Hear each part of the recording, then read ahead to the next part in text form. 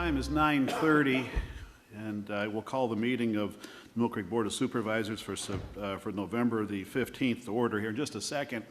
And I just want to say something here. I have a special guest that's going to lead us in the Pledge of Allegiance.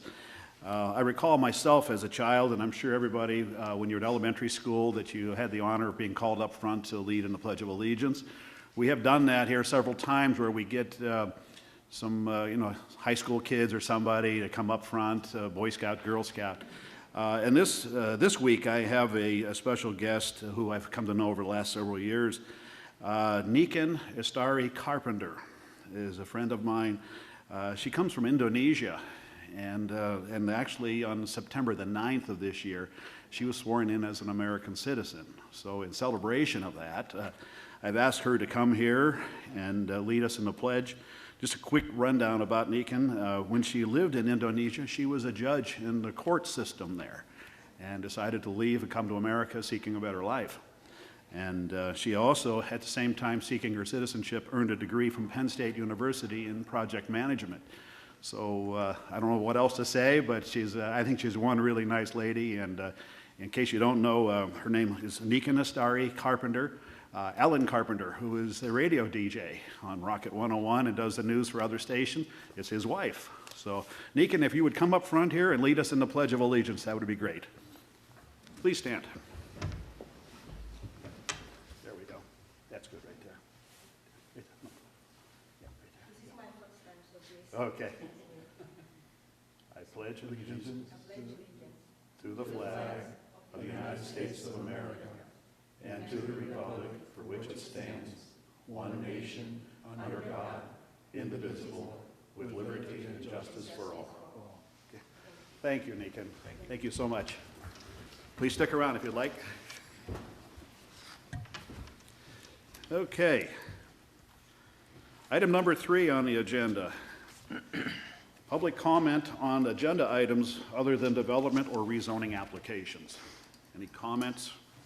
Being none, we'll move on to item number 4, which is approval of the minutes. We have the minutes from the October 25th meeting. Any additions or corrections? If there are none, I'll call for a motion to approve. I move to approve the minutes. Okay, I will second that. Mr. Morgan, how do you vote? I vote yes. And I also vote yes. Okay, looking for Cheryl. Did she leave? Okay then. Moving on to item number 5, approval of the bills. We have quite a thick batch there of bills. Any questions about any of those that we can direct to Mark? Anything? No, I make a motion that we approve the bills. Okay, and I will second that. Mr. Morgan, how do you vote? I vote yes. And I also vote yes.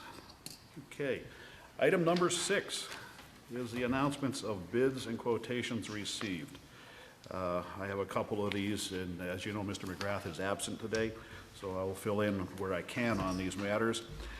This is a request from Joe Yatzer, who is the superintendent of the Streets Garage. And it says, good morning, Brian. Jerry Berger in the Building Maintenance Department has approached about getting a second plow truck for his department. The truck that he currently has does not fit his needs. They have checked with our treasurer, and that money is available in the budget. He has checked with the CoStar's dealer program and found that what we're looking for is at Beryl Ford, which is down in Pittsburgh area. CoStar's contract 025-125. CoStar's price is $32,310, which includes the plow. And what we're doing here is this is a brand new 2016 Ford F-250 with the plow on it. It's a 4-wheel drive. Of course, if it's going to be plowing, it needs to be 4-wheel drive. And we're replacing an old pickup truck from 1999, and it has approximately 65,000 miles on it. But as anybody knows, if it's got a plow on the front, that's more like 165,000 after you push a lot of snow with it. So I'll put that in the form of a motion to approve that purchase. So do I hear a second on that? I'll second. Okay, Mr. Morgan, how do you vote? I vote yes. And I also vote yes. Moving on, we have an equipment trailer request from the Parks and Recreation Department, Ashley Marsteller. This is for a trailer, and we have bids from Hudson Brothers Cafferlins, at $6,880. Another one from Tom's Auto Service, $5,650. And from Fabens at $4,645 plus $400 for a split gate, bringing a total to $5,045. And it is the motion or the request that Fabens be awarded that contract at $5,045. I make that in the form of a motion. Do I hear a second on that? I'll second. Okay. Mr. Morgan, how do you vote? I vote yes. And I also vote yes. I have a request from the garage for a welder for equipment repair. We have prices here from Air Gas Company at $1,919. Another one from Welder Supply at $1,995.95. And another one from Granger Incorporated at $2,380. It is recommended that we accept the bid from Air Gas at $1,919. So I'll put that in the form of a motion. Do I hear a second on that? I'll second. Okay, Mr. Morgan, how do you vote? I vote yes. And I also vote yes. Next item here. We have training pit mats for the gymnastics program, and the approximate sizes are 5 foot by 10 foot by 24 inches. We have 3 different quotes on that. UCS is a supplier for gymnastics equipment. Their price is $1,368. BSN is $2,046.99. And U.S. Games is $2,346.99. And we need two sets of these mats. It is recommended that UCS be awarded that at a unit price of $1,368, or a total for the two of $2,736. I'll make that in the form of a motion. Do I hear a second on that? I'll second. Okay, Mr. Morgan, how do you vote? I vote yes. And I also vote yes. Okay, we also have quotes. Let's see, this is for 3330 Hastings Road for a storm sewer replacement project. And this comes from Ann Sokol in the Township Engineering Department. And we have bids here, or quotes, from Jim Brozell Construction of $19,320. Amendola Development for $17,295.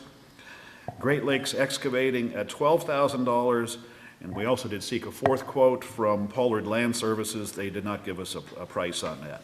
It is recommended by Ann in the engineering department that Great Lakes Excavation be awarded that contract at $12,000, and there is also an extra added to each one of them, $800 for the removal of a tree if it is deemed necessary to remove a tree to facilitate this sewer repair. So I'll make that in the form of a motion to award it to Great Lakes Excavation, pardon me, $12,000 plus the proviso of $800 if needed for the tree removal.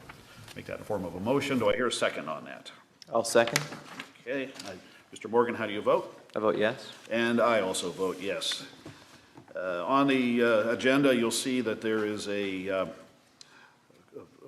item there for Asbury Barn double door. We do not have the prices at that time, so that's an incomplete. Right now, no action will be taken today. That'll be on our next meeting agenda in 2 weeks. There's another one on the agenda here for a plasma cutter for the garage, and we have 3 quotes on that. Matheson Tri-Gas at $1,396.76.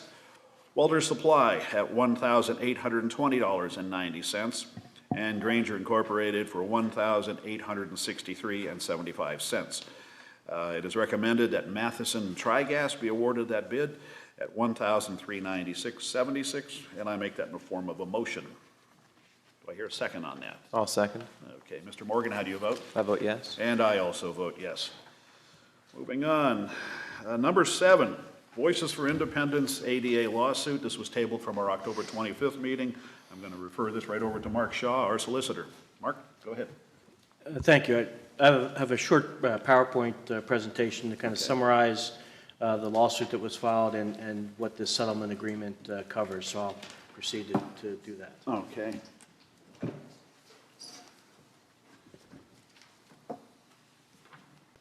So this is the 5th partial voices settlement that's been entered into as a result of the lawsuit that Voice has filed. A little bit of the history of the lawsuit. It was filed in 2011 in federal court by Voices for Independence against the township, as well as PennDOT under the Americans with Disabilities Act. There have been 4 partial settlements to date. The first partial settlement required the township to conduct a survey of its curb ramps and the road paving it has done since 1992. That has been completed, which led to the second settlement agreement where the township agreed to install 1,236 ADA compliant curb ramps by 2022. Presently, there are about 530 ramps remaining to be done by that time, and the township is ahead of schedule. The third consent or settlement agreement, the parties had agreed upon various construction standards that would apply when curb ramps are being installed, as well as some additional reporting requirements. And then there was a fourth settlement where a survey was conducted by the township of its facilities, where its programs were held to determine ADA compliance, as well as doing a survey of its sidewalks within the township for ADA compliance. Those surveys have been completed, and that will be the next stage of the litigation or lawsuit once we complete this settlement. What does this settlement cover? There are 2 issues that are being resolved by this settlement. First was Voice's claim that road shoulders within Millcreek Township on both township roads and PennDOT roads constitute pedestrian access routes, and as a result are required to comply with the ADA standards for pedestrian access routes.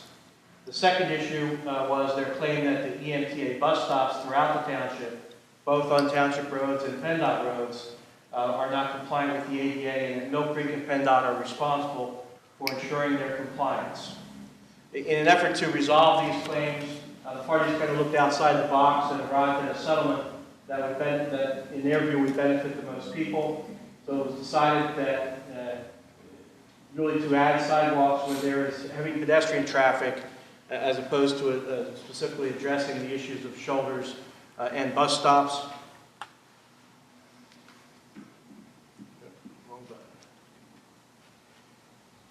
So the key terms of the settlement, PennDOT is going to correct some ADA compliance issues that relate to sidewalks along 12th Street that it previously installed. The township has no financial responsibilities with respect to those issues. Second, PennDOT is going to be adding sidewalks in certain locations on 12th Street, 26th Street, and Peninsula Drive. The state is going to cover 80% of those costs, while Millcreek is covering 20% of those costs. And Millcreek's share is estimated to be at $237,324. Millcreek is going to be adding a sidewalk or sidewalks along one side of Caughey Road between 26th Street and Sterrettania Road.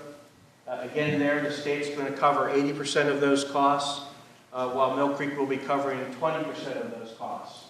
And Millcreek's share is currently estimated at about $80,000 for that project. The State Roads project, the completion target for that is 2019, and for the township, for Caughey Road, it would be 2020.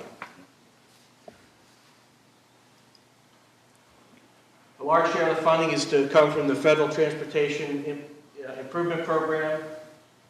There's been discussions with that group, and it looks positive that that's going to be the funding source.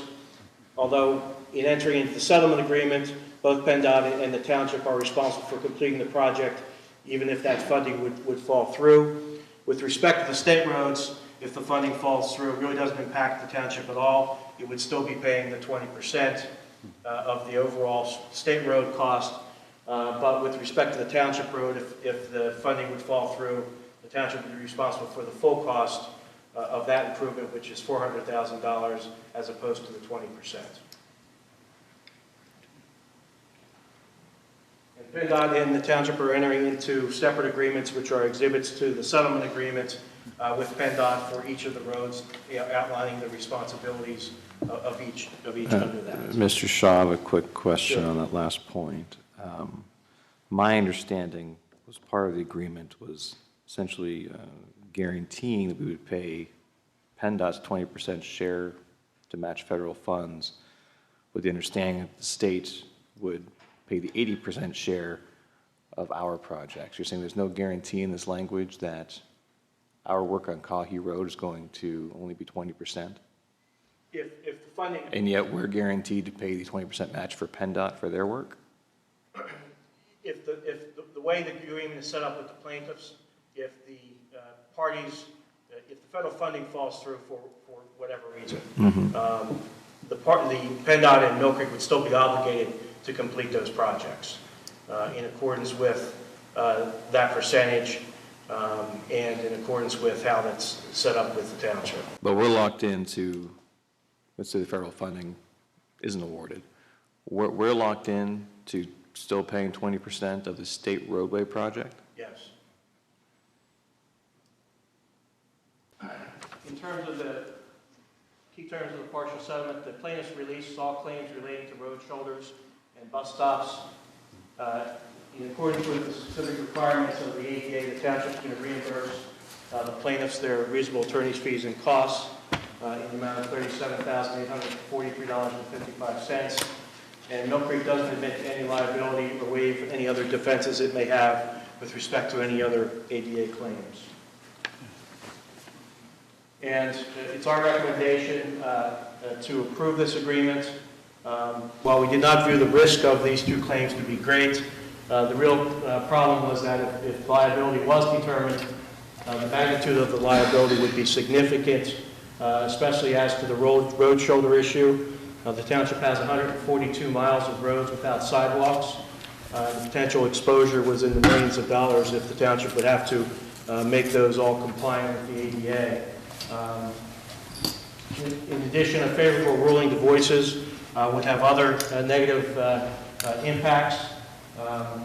One of the things that would be required if you made the shoulders compliant would be to install ADA compliant storm grates, which accept probably about 50% less of the stormwater than normal storm grates. It would create some potential stormwater issues on the roads. And the end product will benefit not only those with disabilities, but also every pedestrian and resident of Millcreek on those roads, and improve the safe travel of pedestrians on those roads by installing those sidewalks on those busy roadways where there are no sidewalks.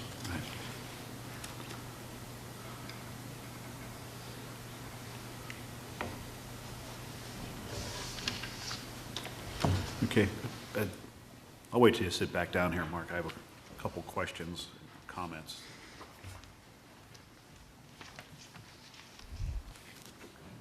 Just for public information now, our vote here today is to approve our portion to the agreement of it. Voices has or has not agreed to this part? Voices has agreed, and we have their signatures. Okay, so when we do this, it still has to be approved by the courts. Is that correct? Yes. Okay, so there's still one more step in this entire matter. And this is just a partial settlement. This is not the complete action. So it goes on for a little bit longer, too, as far as its litigation. Yes, Correct. it does not complete the litigation. There are does not still complete it, issues yeah. relating to facilities and sidewalks that have not been addressed yet. Right, yeah, I just want to make sure the public knows that. And that's not to be making a nasty comment. It's just something that letting people know that this is not completely settled at this time should we approve this action today. It is something that it's an ongoing project. It is a project in action all the time. And hopefully we can see light at the end of the tunnel here. But for all these years that we didn't have any sidewalks, just the sidewalks themselves, let alone the accessibility portion of it. So just one little quick comment. The McDowell High School, the Millcreek Intermediate School, of course, this is where a lot of this is going to be done on Kahi Road from 26th up to Steratania. It's amazing that the intermediate school was built, I think, 45 years ago. I was going to McDowell when it was being built. And they never had sidewalks all the way up there, and still didn't. It took a court action for this to occur. So it's just a point I want to bring up here, that it took litigation for sidewalks to be installed there. So if we waited much longer, it would probably cost even more. So, John, do you have any questions or comments regarding this? If I could, John, real quick before that, Mr. Morgan had asked a question about the PennDOT our obligation to PennDOT. Yeah. If there was no federal money or tip money that came in. Yeah. I took a look at the agreement again real quickly, and our participation in the PennDOT portion is contingent upon the agreement that we have with PennDOT, and that agreement is based on them getting the tip money. So I think we could take the position that if the tip money falls through, we wouldn't owe the 20% to PennDOT, but PennDOT's still obligated to pay, Right. to do the project. Okay, all right, Swan. Thanks for clarifying that, Thanks. Mark. The point is, there's a lot of players involved in this here, and everybody has to agree, and there's conditions and stuff there, so. Any other questions or comments, John? No. No? Okay. With that, I'll call for a motion to approve this action. If I could, John, real Yes. quick, I'm sorry to interrupt sorry, you.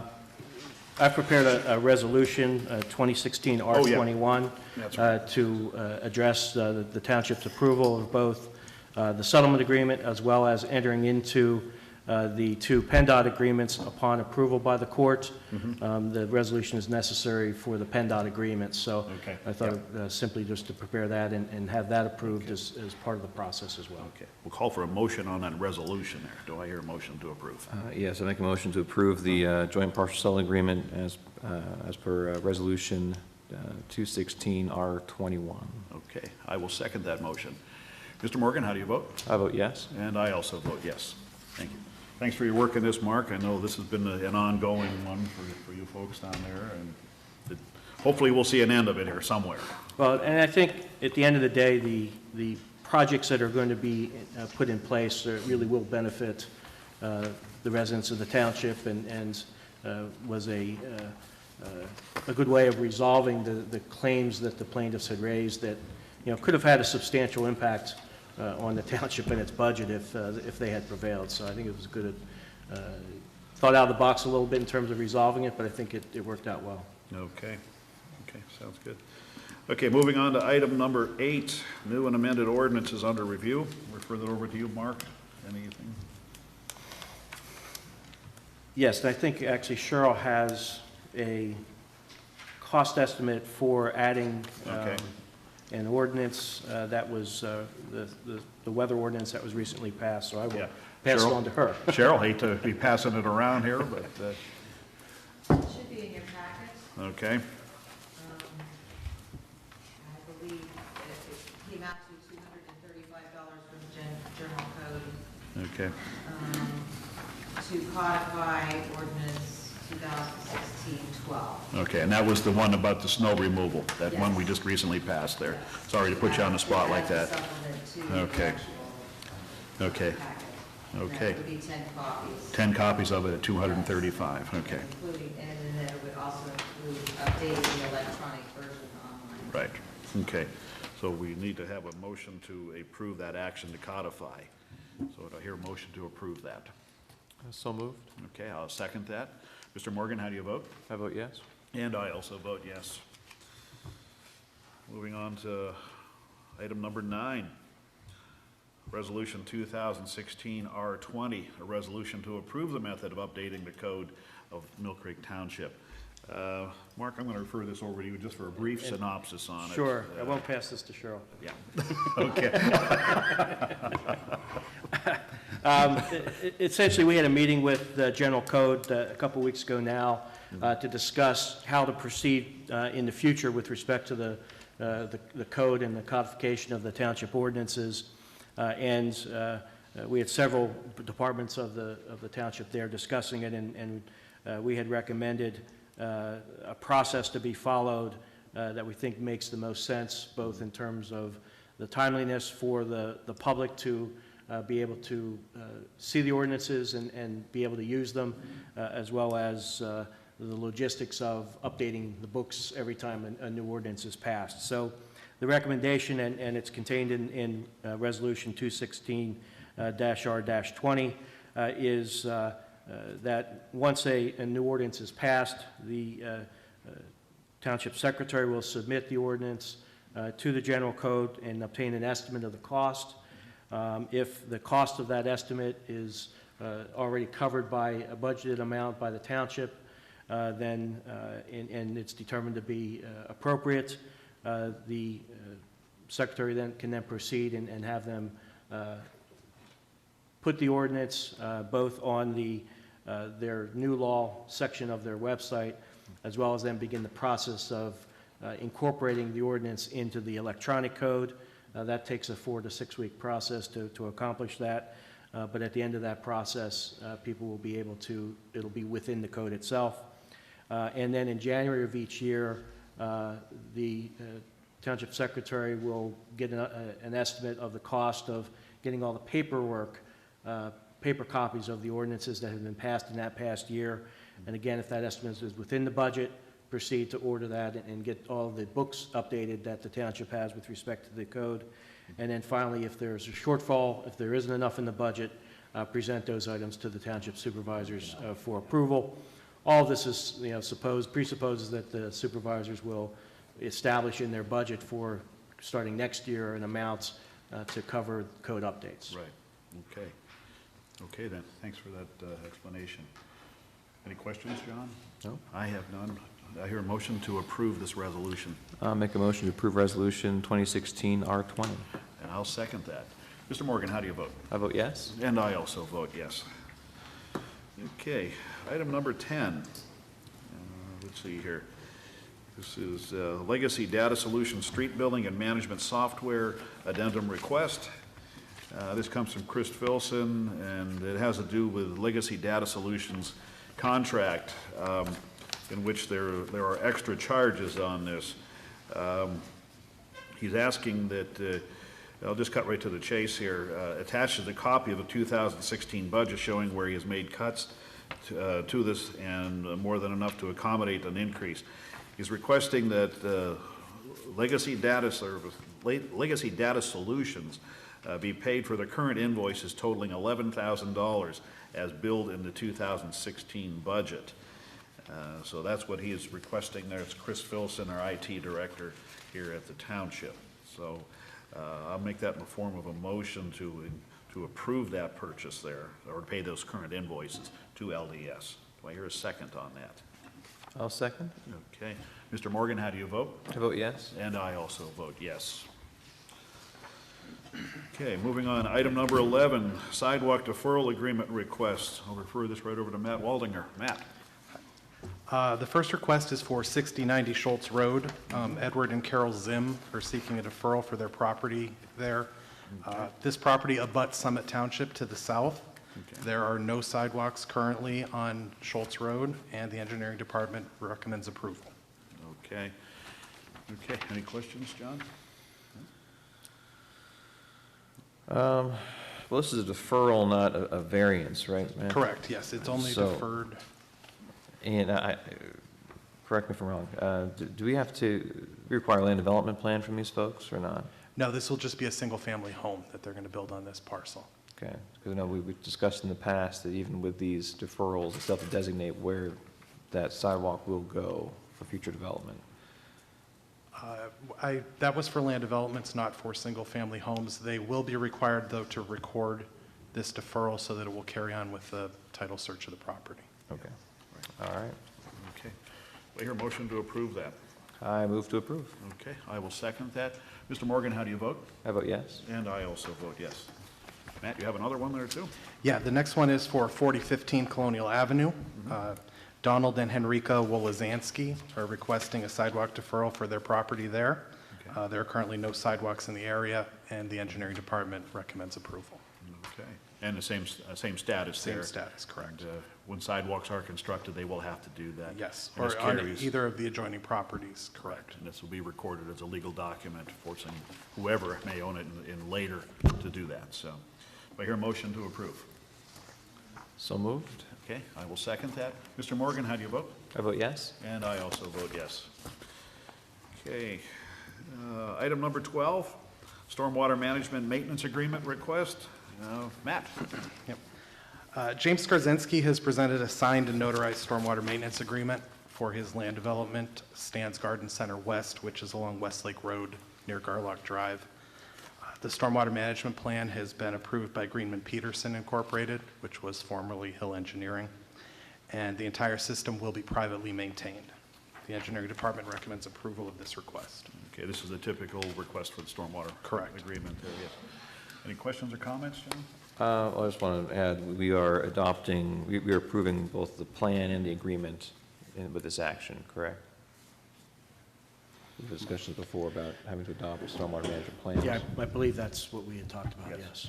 Yeah. Okay. Okay, I hear a motion to approve? I move to approve the plan and the stormwater maintenance agreement. Okay, and I will second both of those. Mr. Morgan, how do you vote? How about yes? And I also vote yes. Can I make a note for the future, gentlemen, Matt or Cheryl? When we add these to the agenda, under stormwater management, maintenance agreements, can we also add stormwater management plan and maintenance agreement approval? We'll just add that line to it. Okay. Because Matt, when you have the agreements, the plan's been approved at that point, correct? Correct, yeah, it is not submitted to the board until it's been approved by Greenman Peterson. So we'll always have a scenario when the agreement comes up for approval, the plan also is ready for approval. That's correct. Okay. Moving on to item number 13, financial security request, a release request, that is, for Whispering Woods. Matt, back to you again. Special Properties purchased the parcel that was intended to be Phase 7 of Whispering Woods Estate subdivision. At the outset of their development, they requested the ability to divide Phase 7 further into 3 parts, 7A, 7B, and 7C.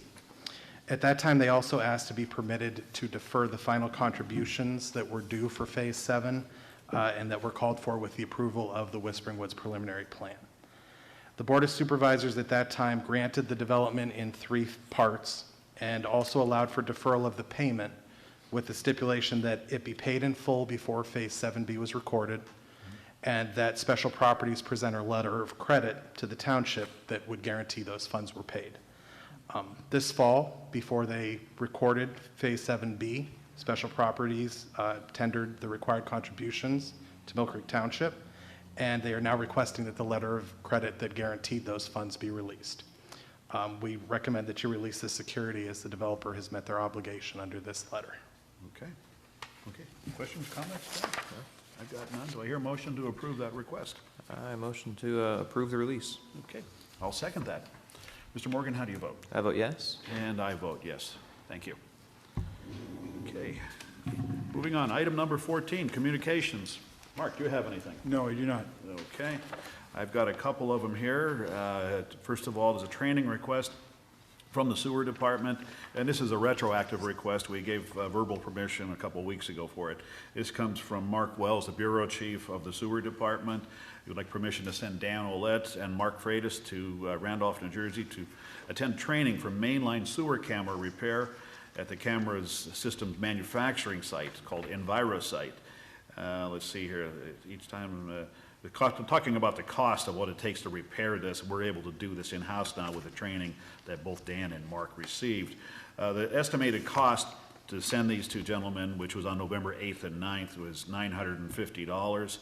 That included their lodging and meals and travel over there. So we're making that approval retroactive to, because there was a gap in between the last meeting and when this came about. So I'll make that in the form of a motion to approve that. The total cost on that is $942.04. I'll make that in the form of a motion to approve. Do I hear a second? I'll second. Okay, Mr. Morgan, how do you vote? I vote yes. And I also vote yes. I have a staff approval request for hirings from the Parks Department. There's a huge list on here. I've got 2 pages of part-time employees to be working at the intermediate high school pool, children's programs, adult fitness, more adult fitness, adult leisure, that sounds like one I'm involved in, barn supervisor, and volunteers. We also have to approve their hiring too. So there's a whole list of them right here. Of course, that is public information if you want to get that. I'll make that in the form of a motion to approve that hiring. This is for seasonal, to start January 3rd. It's for the winter season classes. I'll make that in the form of a motion. Do I hear a second on that? I'm just curious. Yeah. Mark, this assuming counts towards the 2017 budget? Yes, it does. Yeah. Okay. Okay. Do I hear a motion to approve? I'll move to approve the employee list. Okay. And I'll second that. Mr. Morgan, how do you vote? I vote yes. And I vote yes. And let's see here. Okay, just a couple things here, not on the agenda right here. We've had some passings here in the last couple weeks. Last week, Gil Kyneth, who was a township employee here for, I think, 45, 50 years, passed away. He was also very active with the Westridge Fire Department, and I believe he served in one capacity or another, including fire chief, for, I think, 56 years. He passed away. Our deepest sympathies go out to his family. And also Harry Love, who he was not an employee here, but well-known in the community. He was one of the founding members of the Westridge Fire Department. He passed away, I think, 3 weeks ago at the ripe old age of 96, I believe. And Harry was a great guy. We will miss him, and I want to thank him and his family for his contribution to Millcreek Township in getting a fire department established for Westridge. And then in the last day or two here, Dr. Paul Kohut, who was a medical director with Millcreek Paramedic Service, has passed away.